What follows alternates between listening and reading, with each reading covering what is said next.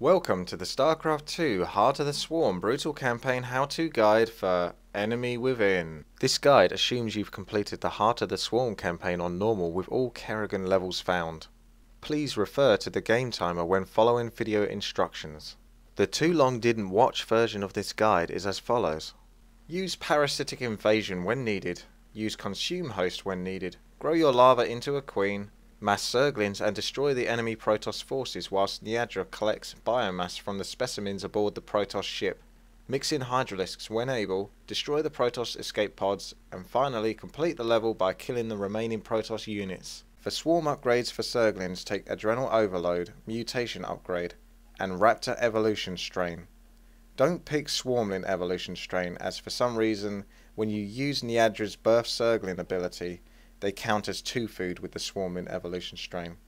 Whereas if you pick the Raptor Evolution Strain, they only count as 1 food, so you can have more. The rest is your choice.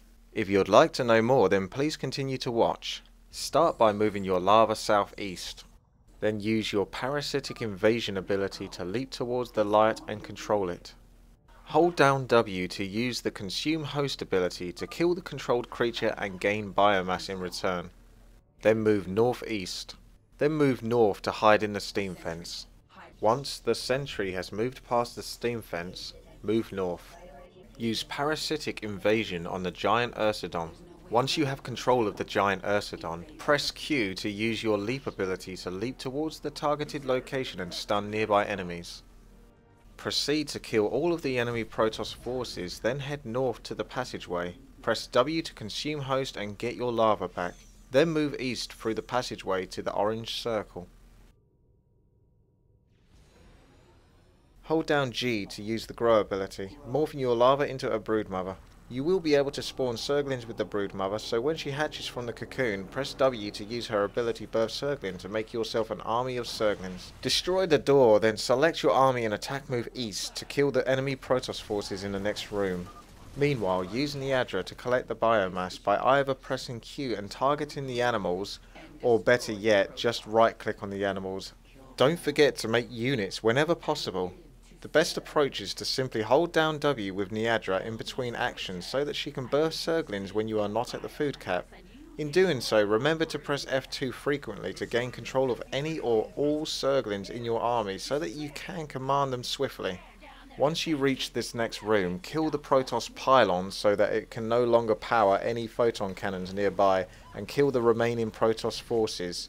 Meanwhile, use Niadra to collect the biomass from the 2 nearby animals.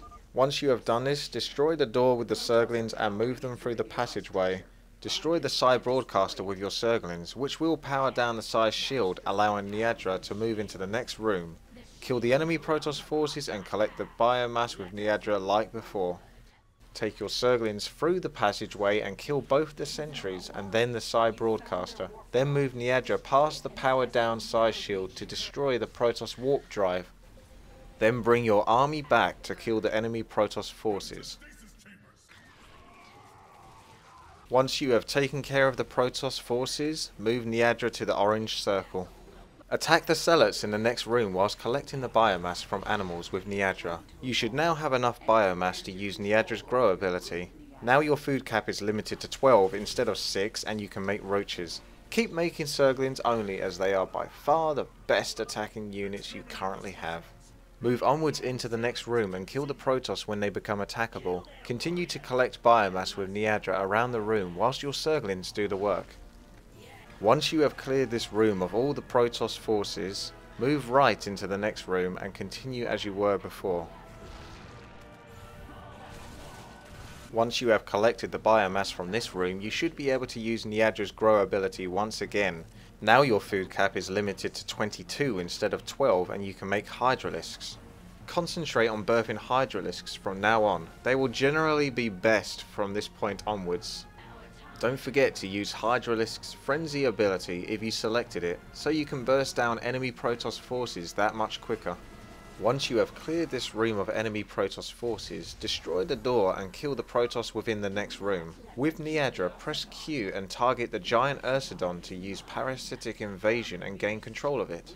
You no longer need to collect any more biomass, so just ignore the rest of the animals. Destroy the side broadcaster and then bunch all of your units up together. Select one Hydralisk to aggro the next pack of Protoss units and then drag them back into the room. Kill the Protoss forces as they get blocked up at the choke point.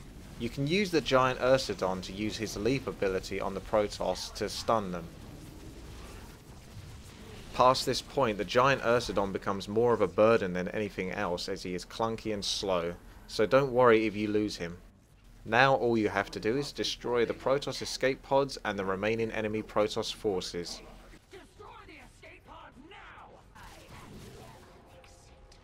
Prioritize your attacks for Protoss Archons, otherwise just attack move to victory.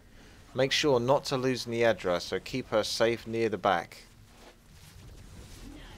Once you have killed the last of the remaining Protoss forces, the level should end.